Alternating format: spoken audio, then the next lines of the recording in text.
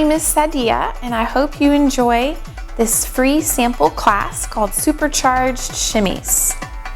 All of the music used in this video is by Isam Hoshan, and it's from the album Mystery of the Rhythm. The track listing will be at the end of the video along with a link so you can buy the music. I hope you enjoy. Thanks for watching. This is a mini version of my Supercharged Shimmies workshop. We're just going to go over 5 different shimmies, and then we're going to drill them with music and add some layering to it. So the first shimmy we're going to go over is the Egyptian shimmy, also called knee shimmy or straight-legged shimmy. And with this one, your feet are flat, weights evenly distributed from toe to heel, and you're just alternating, moving those knees back and forth. Make sure that you don't lock your knees out. And with this shimmy, the faster it gets, it still stays a big size. The amount that you move front to back is still a big movement. And I say that because you don't want it to become a vibration shimmy, which kind of comes from the same place, but it's more like you're tensing the muscles up. And sometimes I see students, whenever they try to make a knee shimmy go faster, they end up contracting like that and it turns into a vibration shimmy. So with the knee shimmy, keep the amount that you're moving the knees big, front to back. The next shimmy that we're going to do is the sit shimmy. And this one also comes from the knees, but I like to think of it as coming more from the hips, moving up and down.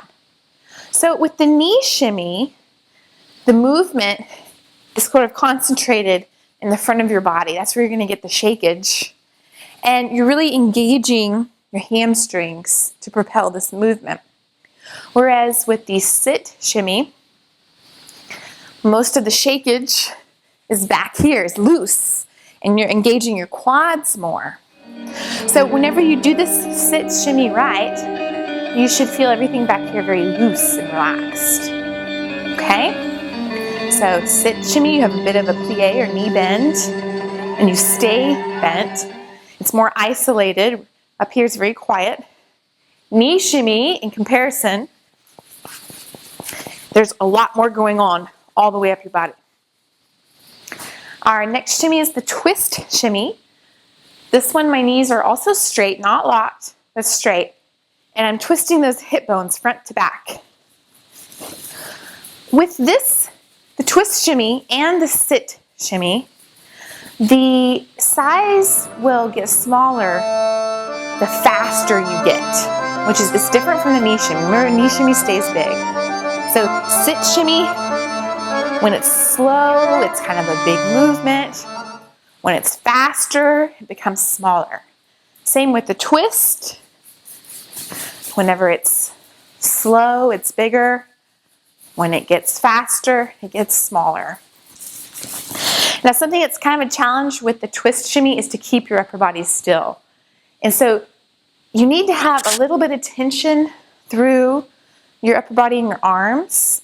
Not so much that you look tense, but think about if somebody were to come up and push on your arms, they wouldn't be able to because you're pressing through those arms.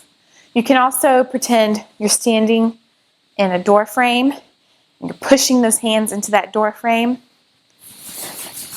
and isolating the hips. They're moving front to back. Think like those old top loader washing machines. The way they stir up the clothes and move front to back. Our next shimmy is the earthquake shimmy.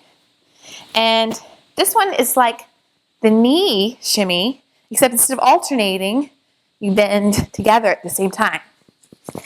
And this is really appropriate for sections and drum solos where you might have the repetitive dooms, doom, doom, doom, doom, doom, doom, doom, doom, with accents on top.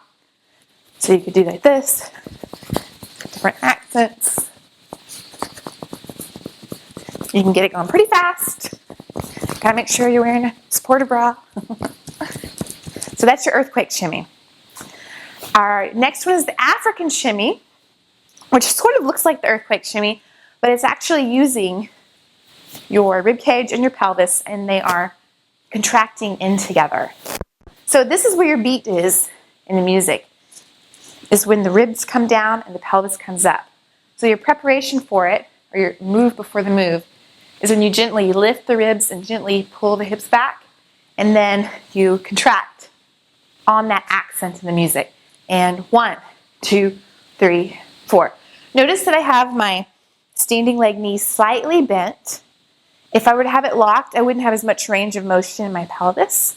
Little bit of a knee bend in there. Keep it bent so you don't end up doing this. And then the ribs and the pelvis should move equal amounts, because you don't want it to become just the chest or just the hips. You want them to move the same amount. And this one you could do slower and bigger for just a few accents. 1, 2, 3. Or you could do much faster and smaller. 1, 2, 3, 4, 5. 1, 2, 3, 4, 5. And then finally, our last shimmy, I'm going to throw this one in there as a bonus. It's just the shoulder shimmies. And just like with the twist shimmies, when I said imagine that you're standing in a door frame and you're pushing your hands into the sides of that door frame. Because you want your hands to be still. You don't want this happening. Hands are still, isolating those shoulders. They're moving front to back. When one shoulder presses forward, the other one pulls back. So they're working together.